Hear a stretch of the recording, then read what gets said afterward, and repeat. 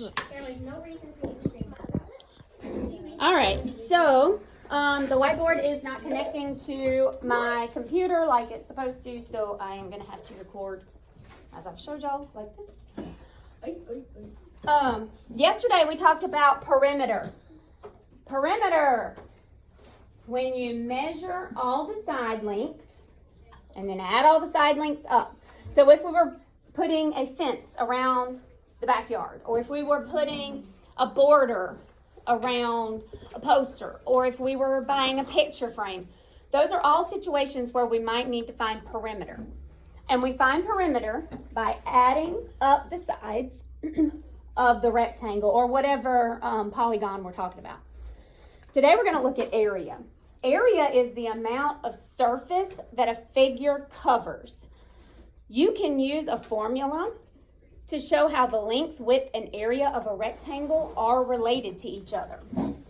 So today we are talking about area. Let me get a good color.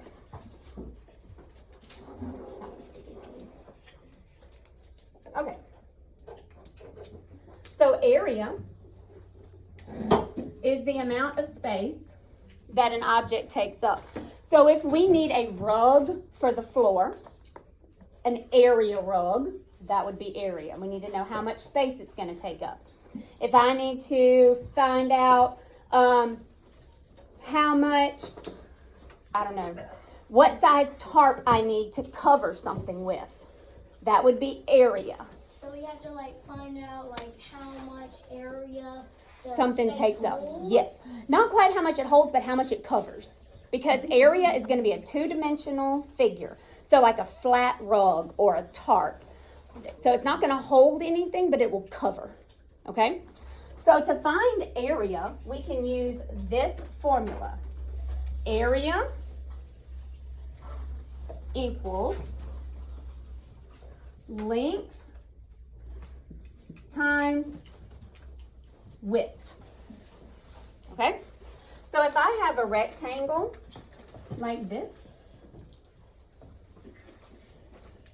okay, and it is 7 millimeters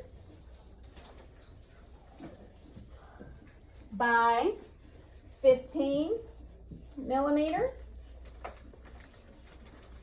then I can plug in these measurements into my formula. Area equals length times We know what you're doing. thank you, width, which is 15. And then we multiply.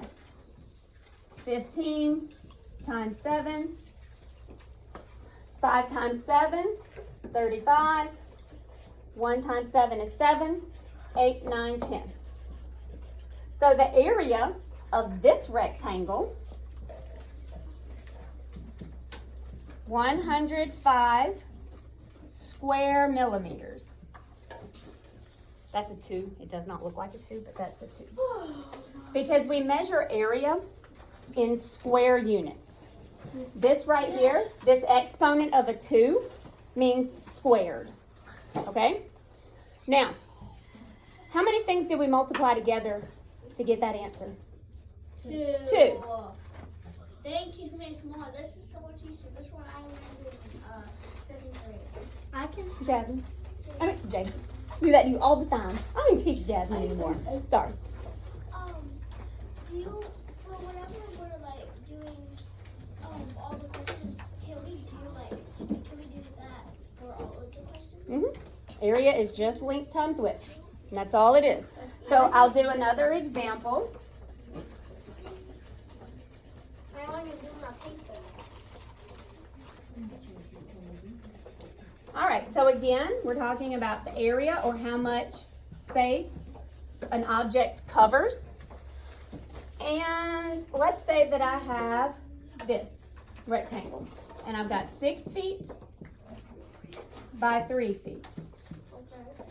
And remember, 6 times. area equals length times width. I don't know what the smartboard's doing. It's changing colors and highlight. I don't know. It's probably because the other pen is different color. What's it? All right, maybe. Maybe. Maybe. Who knows? Maybe. Maybe not. Because it was black. Yeah, it was. It was. All right, so length times width. The length here, what's the length? 6. The width. And then the width is 3. 6 times 3 is 9. or 18. Oh, I thought you said 3 You- times 3. 6 times 3, sorry. 18 square feet. And you have to remember to put that little 2 back there Or else. because we measure it in square units. And so we have to show that it is square units. I did not know you had to put a 2 to Yep. You gotta put the 2 back there for it to be It's accurate. really good because on strategy, I've only had these questions for like 3 months. And I didn't even learn this more. Whenever we find out the area between an area I didn't even that learn. Ladies and gentlemen, I'm trying to hear Wyatt. He does have a question. we always put the area like times like the number and the length, but we always have to put the 2 in front. Right about there. Behind the units. So like this one was feet, the other one was millimeters. Whatever units it's in, just put a 2 behind it. Ooh. All right. Let's do one more. Let's do this one because you will see some that have a oh my goodness, it is really acting crazy. You will see some that might have a fraction. So what if we had this rectangle? This more is not changing. I know, it's pretty good. And I've got 1 1/4 as the width. Oh, and these are inches. Ladies and gentlemen, and these are inches. And I need to multiply length times width. Length times width. Did you say these? Length So times width. we already know it's 6 times 1. That would be 6. Right, so But what is 6 times? I'm going to remind you about multiplying a whole number by a fraction. The first thing that we need to do is we're going to change this from a mixed number into an improper fraction. How do I do that? You do, 1 times 4 yeah, is 4. plus 1 is, 5. so this is 5/4. And then I'm going to multiply that by 6. And remember, all whole numbers have an invisible denominator. What is the invisible denominator for every whole number? 1. Good job. It is a 1. So I'm going to show my invisible denominator of a 1. Now I multiply straight across. 5 times 6, 30. I was about to say that. Maybe one. You said what? I was literally 2 seconds away from saying, and you went 30. And then 4 times 1 is? 4. Okay. Should I leave that answer looking like that? No, because the numerator is Good job. bigger than the denominator. I love the vocabulary you're using. Yes. No, because the denominator should always be higher than the numerator. Right. So this is an improper fraction. So I need to change this improper fraction. Okay, that's how it's gonna look. I guess that's what it's going to be. Into into a mixed number. And I do that by dividing. So I'm going to say 30 divided by 4. Lord have mercy. Hey, at least if you're saying it, that means know what it is. Hopefully. Cross the fingers. Ladies and gentlemen, I need your focus here. I know it's springtime, but we still have to focus. It's spring.